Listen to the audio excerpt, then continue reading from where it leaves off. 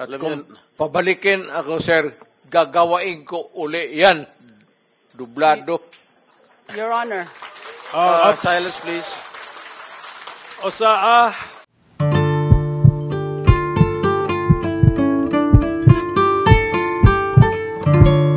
You want something? Yes, Mr. Chair, with the indulgence of the SP Pro Tempore.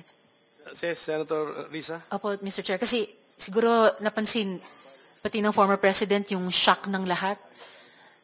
Bakit, sir, yan ba ang trabaho ng pulis? Na pumatay ng mga suspected criminals? Sir, yung mic nyo. Pag dumaban. Bakit Iba sila po yung pagka-express kasi kanina, so I had to clarify. Bakit Salamat, sila- SP Pro Tempore. bakit sila Salamat, Mr. makamatay? Chair.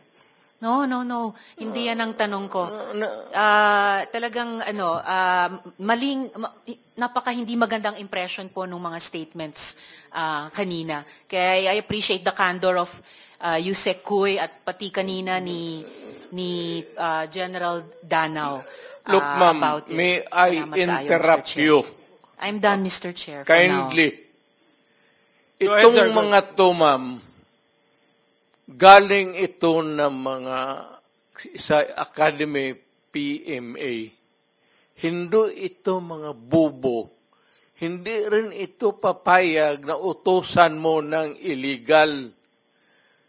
Doon nga sa Academy nila, sa PMA, they are from there to, yung ano talaga yung batas. Kaya pag inutusan mo yan, sabihin mo, patayin mo, sabihin, sir, mukhang hindi pwede yan, sir. I tried. Ako mismo, I tried. Ako, marami akong patay mo, sir. Kulong mo na lang natin, sir. Sabi ko siya, siguraduhin mo lang na hindi ma-release. Kasi gagawa ng kalukuhan yan uli. And they will mag-hold up na naman yan. Yan ang lalo na yung mga kaso na magnakaw, tapos mag-rape, tapos magpatay, o Mr. Chair. Can we let the President complete his sentence? What were you trying to say, sir? That Yes, pagka mag-rape, magpatay, magnakaw, magpatay, and then what do we do with them? ganun na lang ang sadness ko sa trabaho ko. Thank you. Kaya hindi ko lang sinabi ko yan kasi hindi ko lang sila mautusan ng gano'n na gaya na sinabi ko, putang ina, nag-rape ng bata, yung pinatay, patayin mo. Hindi ko mautusan tong mga to. Sabi ko, karamihan sila PMA, hindi maniwala yan ang ganon. Sabi man, sir, mahirap yan. Kulungin na lang natin, sir. Walang dumaan yan sila sa... There was never a time na sinabi ko, patayin ninyo yan. Minsan yung harap-harapan sa crime scene, nakita ko yung bata, 3 years old, rape, patay, tapos nandoon yung tiyuhin. Kung sinabi ko, putang, patayin mo. Out of outrage. In the moment of outrage yung, putang, patayin mo. Sir, kulungin na lang natin yan, sir. Ano nangyari doon, Mr. President? Yung insidente na yun, napatay nga yung tito? Pinatay? Hindi. Hindi. Mr. Chair.